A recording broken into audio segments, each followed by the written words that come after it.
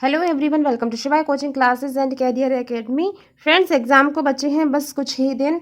EVS में देख लेते हैं जो मोस्ट इम्पॉर्टेंट है। तो मुझे अपनी नोटबुक में से ही आपको बताना पड़ रहा है। बहुत इंपॉर्टेंट है, एग्जाम में बार बार पूछा गया है।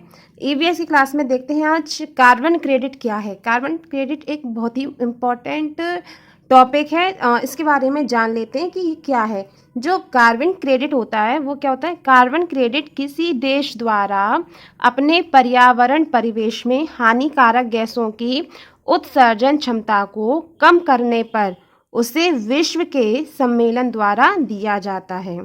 क्या है? फिर से सुन लीजिए।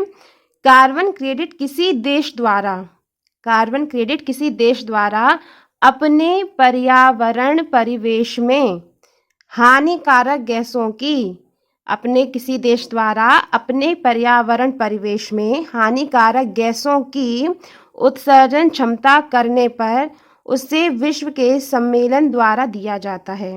राइट। कार्बन क्रेडिट को एक प्रकार से वन द्वारा संजोए कार्बन की बिक्री से प्राप्त कीमत को कहा जाता है। किसे कहा जाता है?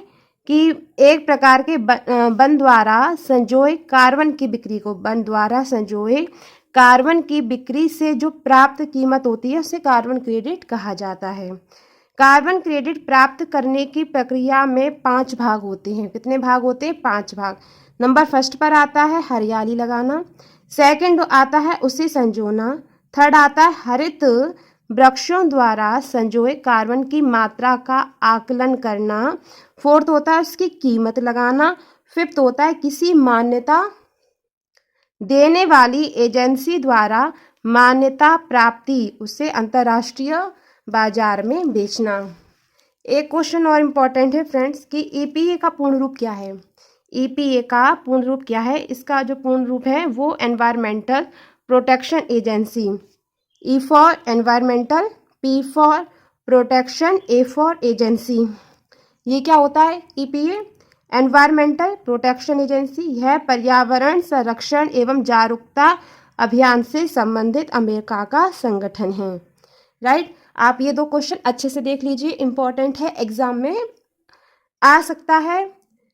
मिलते हैं नेक्स्ट क्लास में।